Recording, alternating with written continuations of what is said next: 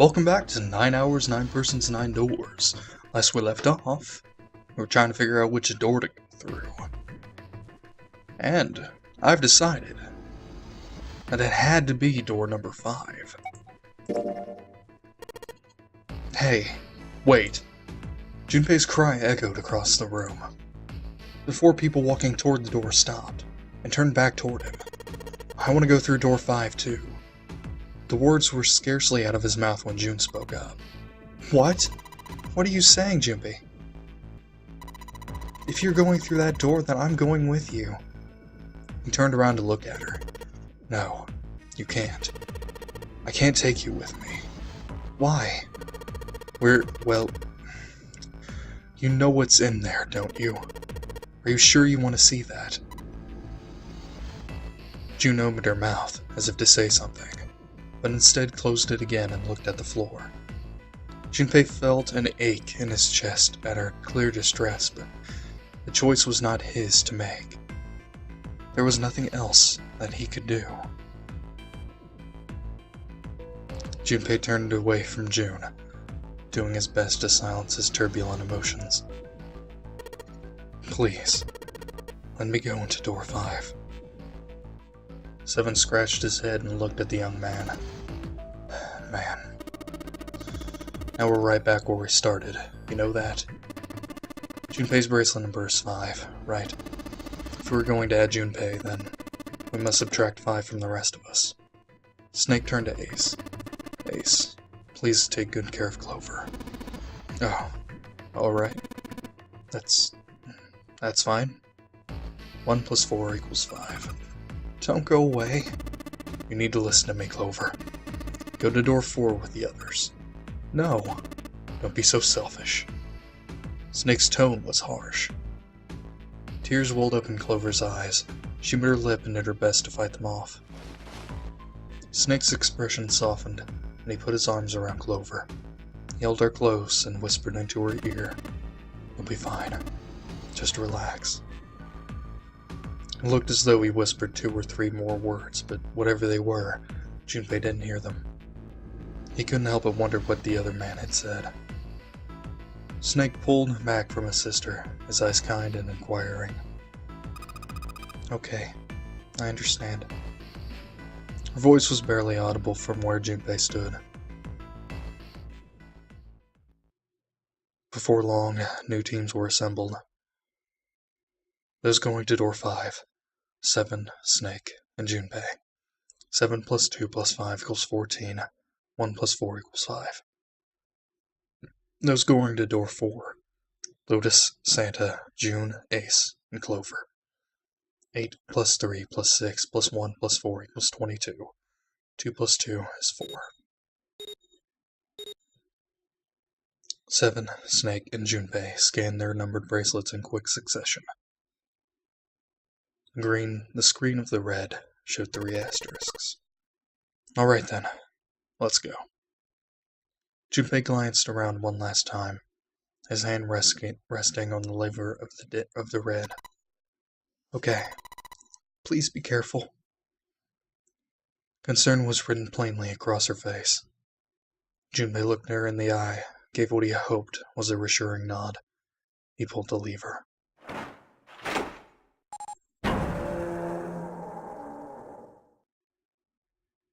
With a sharp clack of the lock releasing, the door swung open.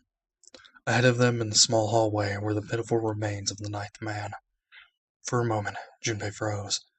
Try as he might, his eyes would not leave the corpse, and his feet would not leave the floor. 7 too seemed paralyzed. Snake, on the other hand, seemed unconcerned. He walked calmly down the bloody hallway, and only stopped when he realized his companions were not following. Do you intend to kill me? I assume you haven't forgotten the door only remains open for 9 seconds, have you? He hadn't even bothered to turn around. His head was, at most, slightly cocked toward one shoulder. Junpei and 7 looked at one another, nodded, and threw themselves through the door.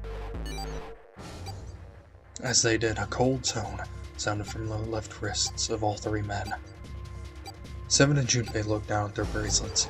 On both of them, and on Snake's, A red skull had flickered to life. The detonator had begun its countdown. He had scarcely processed this information when...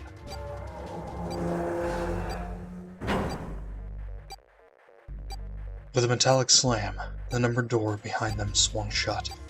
Unless they could find the device that would deactivate the detonators on their wrists, they would not be leaving the hallway. Hey, where's the dead? The fear and urgency in Seven's face reflected what all three of them felt. Junpei spun around, searching desperately for the dead. He found it easily enough. It was on the wall next to the closed door labeled 5. Found it. Right here. As he yelled, he struck the scanner with his hand. The other two scrambled to follow suit. As soon as they finished, Snake threw the lever down.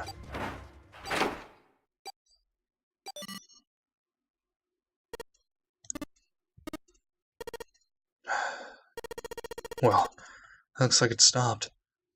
As he spoke, Junpei wiped the sweat from his forehead with a trembling hand. This thing's gonna give me a heart attack. A muscle stood out in Seven's neck, and the corner of his mouth were twitching. Junpei, are you alright? Are you guys okay? They could hear anxious voices, muffled but distinct, from the other side of the door. Yeah, we're fine.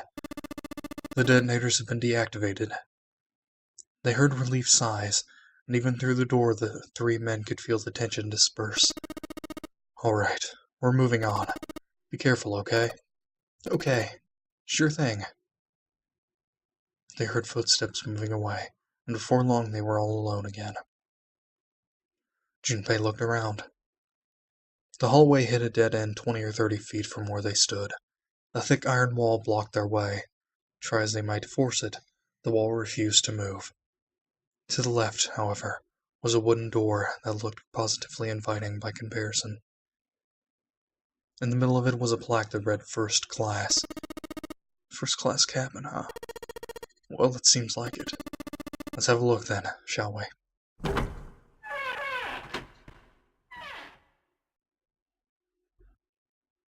Without hesitation, Snake opened the door and stepped inside. Seven followed closely behind him. Junpei moved to follow them as well, but...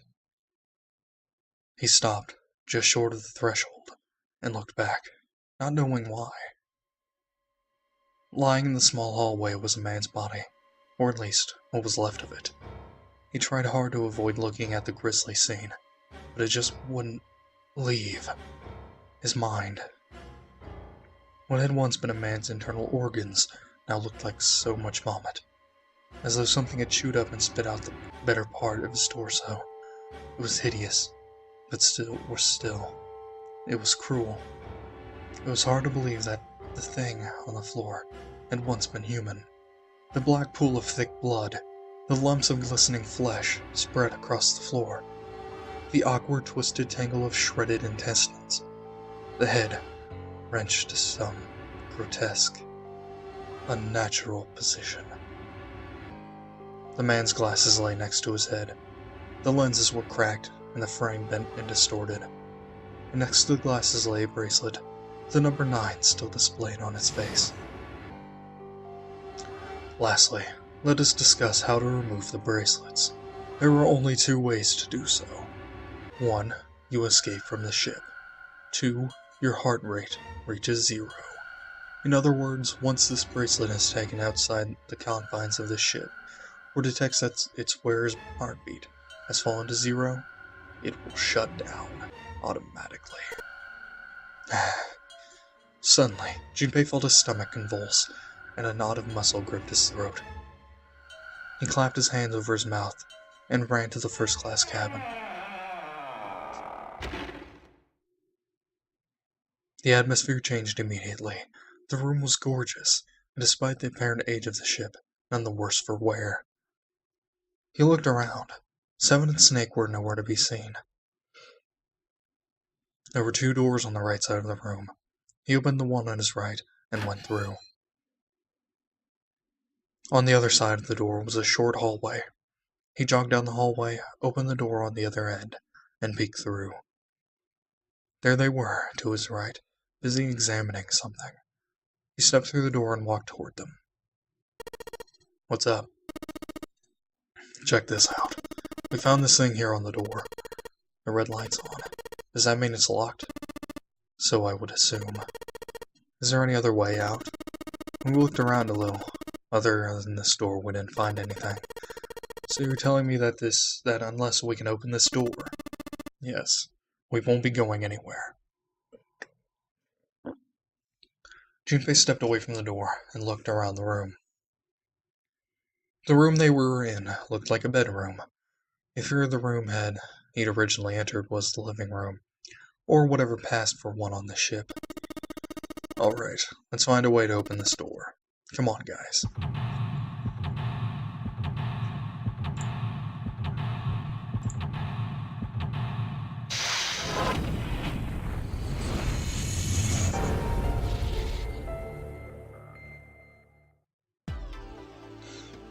Alright then.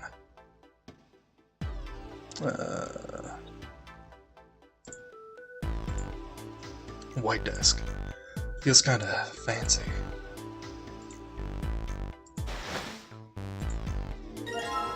Score plate A. Cool. We playing the piano, probably. I wonder if it's Moonlight Sonata.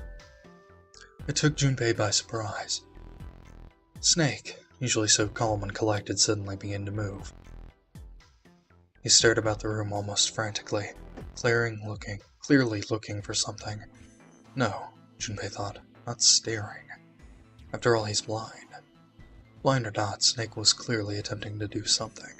At last, Junpei could no longer contain his curiosity. What are you doing? Snake waited a moment before answering. I heard something strange. Something strange? Ah, well, never mind. It doesn't seem to be anything suspicious. I don't wish to toot my own horn, but auditory senses are considerably more advanced than most of humans. I notice even the slightest of noises. Right, are you going to tell me that you can hear a needle drop from a mile away? Ah, no such thing, no. Such a thing would be impossible.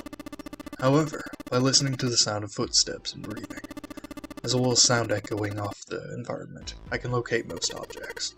Oh yeah, that's right. When Clover fell on the big staircase a little while ago, you were at her side. Immediately. So that was... Yes, I can hear it happening. In fact, I can run quite fast. Certainly as fast as you. And should someone attempt to start a fight with me, I'm quite confident that I can defeat them. Junpei was somewhat taken aback by this revelation. He stared at Snake, skeptical. You don't believe me, do you? Care to give me a try? Oh yes, we're going to fight Snake. Just remember the basics of CQC. I must warn you, you'll no doubt regret it. Well, I suppose that's enough playing around. Let's resume our search, shall we? Oh, we don't get a fight? What? Don't tease me. With a small, self-satisfied smile, Snake turned and walked away from Junpei. Don't tease me like that, game. Come on. Gosh. It's totally a table with a mirror. Ah yes, you know that sort of thing is known as a vanity. Were you aware of that, Junpei? Of course, vanity also refers to self-love, conceit, narcissism. Well, that goes along well. As such, you could say that every day when a woman looks into one of these, she's staring at her own conceit and narcissism. Doesn't that strike you as terribly sad? You're just a bundle full of happiness. What's this? This isn't a score. Is this a map of the ship? A map? There's a map of the ship here? Yeah. Then I imagine it will prove very helpful. You'd best hold on to it, Junpei. Okay. It is now possible to use the map screen. Yay! A music stand. Well, might as well put this glass plate on it. Oh, there's something wrong. It's kinda hard to see the notes. Maybe if I put something under them? A background for the notes. Okay. So, nothing yet? Wait. A piano keyboard. What is Snake doing? He can't play, can he? This piano. There's something amiss with the keys. You mean it's out of tune or something? No, not that. It's properly tuned, just...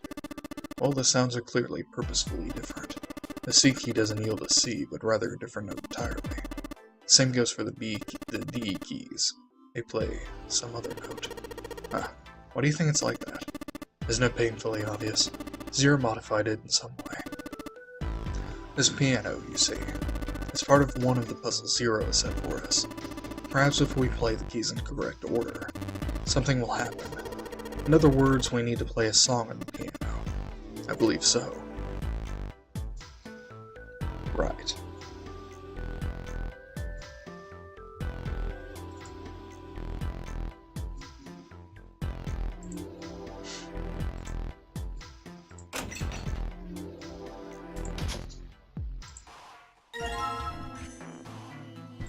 Cool. What's this? The safe is locked. It's one of those dial locks. It doesn't have a key. We just need to get the dials in the right place and it'll open. Did you find anything, Seven? Nope. How about you, Snake? I also found nothing. Okay. Brief. I wasn't done. Thank you very much. Briefcase. Suitcase. There's nothing inside. I can tell by the weight and it makes no noise when shaken. I just imagine Snake just grabbing it and shaking it. It's hilarious. Oh, I don't want to go. No. I need to do all this stuff. It's a small round chair. Looks like it probably goes to the vanity. Why is it all the way over here?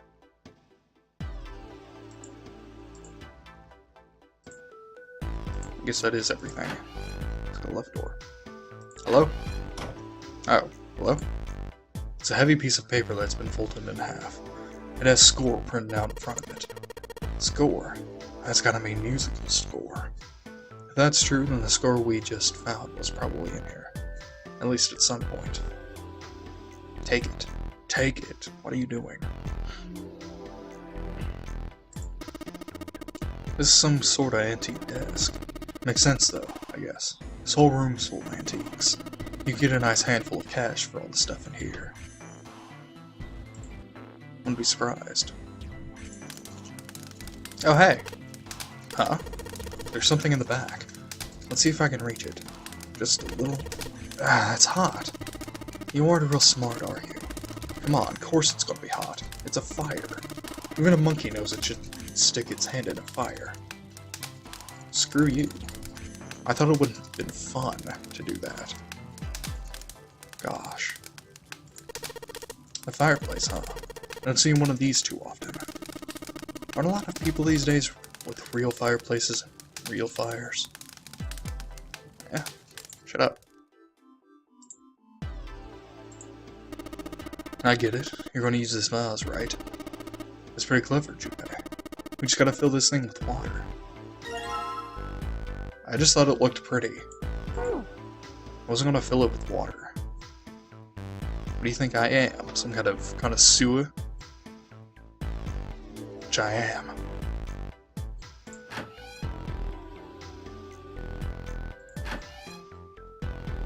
Hello, bathroom. Oh, the sink's clean. Any water? Nothing's coming out. We've got the faucet on all the way, but I can't hear anything. A bathtub's full of gross, cloudy water. Alright. Shouldn't be too hard to fill this vase up. Alright. Well, let's head back to the fire. Alright, time to put this fire out. About time, buddy. Let's do it. Here we go. Good job. Another success. That fire didn't stand a chance. Alright, I'll just pull this out now. Don't want to get burned, so let's pull down the sleeves. Score plate. Okay, sweet. As Junpei tucked the plate into his pocket, Seven cried out and stumbled, his balance lost. He threw out a hand and caught the wall in time to steady himself and avoid the floor, but his face was flushed, and he looked startled. Hey, Seven, What was that? Are you alright? Yeah, I'm fine. I just felt a little dizzy, that's all. 7 rubbed a couple of fingers across his brow, and then shook his head, as if to clear it. What's wrong with me? First memory loss. Now I'm getting dizzy for no reason. Memory loss. Junpei couldn't hide the surprise in his voice. 7, for his part, seemed unconcerned. Right, I guess I haven't told you, have I? Told the rest of them, but that must have been before you showed up. Well, the long and short of it is that I don't remember jack from before I woke up here. Didn't realize I hadn't told you. Whoa, wait a minute. You're talking about amnesia, right? Yeah, I guess so. Well, why are you an amnesiac? What happened to you? If I knew that, I wouldn't really be one, would I? Oh yeah, I guess that's true. Junpei paused for a moment and stared at 7. Are you telling the truth? Huh? Well, you look pretty calm for somebody who doesn't remember anything. If you've really got amnesia, shouldn't you be, like, upset or confused or something? Well, sure, I mean, I was pretty confused when I woke up down on DDAC. But that was a while ago. I've had some time to get used to it. After a while, I figured it wasn't worth the trouble of worrying about it. After all, why worry about something I can't change? Well, people usually don't stay amnesiacs forever. I figured it'll work itself out eventually. That's it? That's it. Alright, that's enough talking for now. Let's get back to work. 7 gave Junpei a look the younger man wasn't sure how to interpret, and turned to walk away. Somehow, though, Junpei didn't find his reassurances very reassuring. Alright, so maybe we head back to that piano. Hey Junpei, where are you going? Didn't we come out of that door? No point going back there. All that's out there is a locked number door. Oh, wait, okay. Okay. Left door? Nope, maybe. Hello. Another score plate. This is a suitcase made out of leather, and color of rich mahogany. Mahogany. Well, shoot. Looks like there's nothing in it. Okay. Mahogany.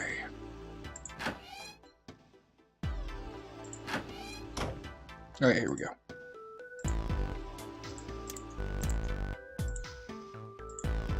Music stand. Might as well put the music I found on it. How about the ceramic plate on the bottom? And the glass plates on top. Wait a minute. What's wrong? Well, I put them all on top of each other, but they look odd. It doesn't really look like a song. Then in all likelihood we haven't found them all. We need to find more glass plates. Gosh darn it! What?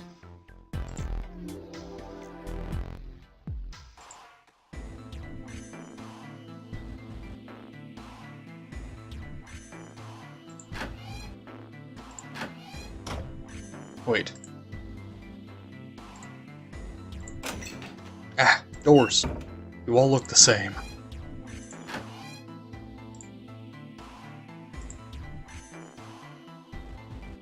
They're a plug on the end of this here chain. Alright, why don't we just drain this water? Yeah, good plan. Alright, where's that thing? Good tug ought to be enough to get it out. Huh?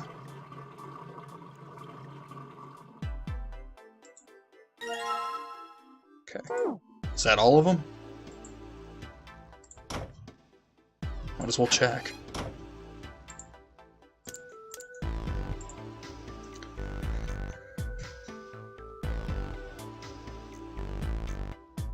And stack the glass plates on top of it.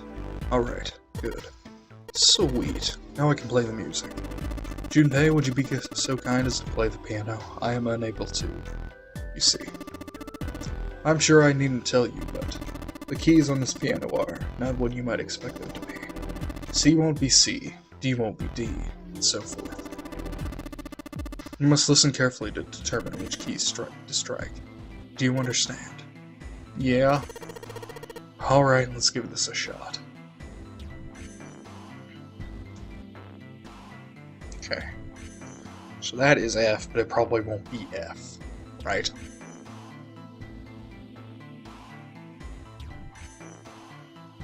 Okay, so that was right.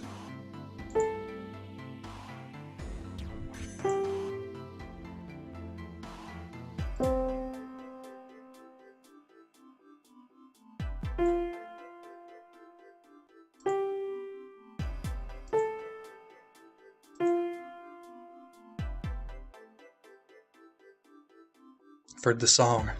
Darn it, I can't place it. Ah, what?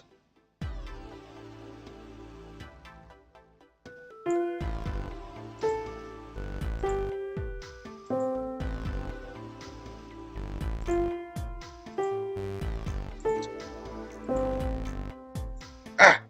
Darn it.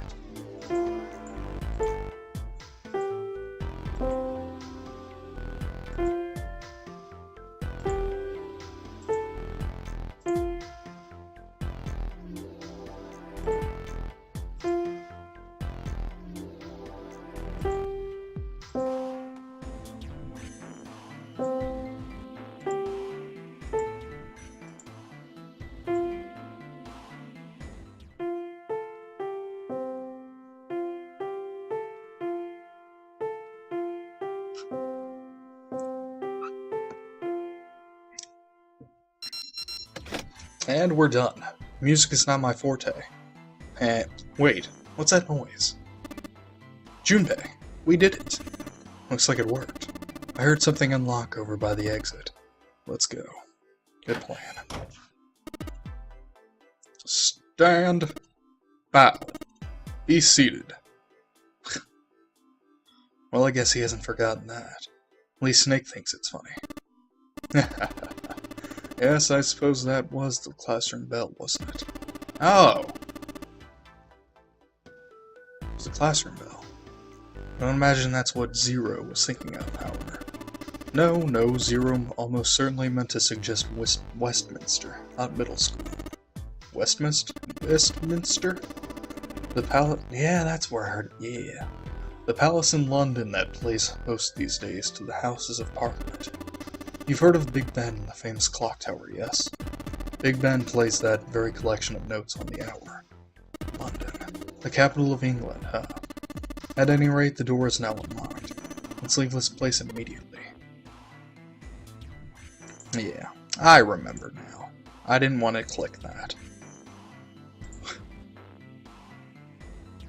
To go through left door. Goes to the living room. I don't have any. Oh, right. Yeah! You. Alright, let's go.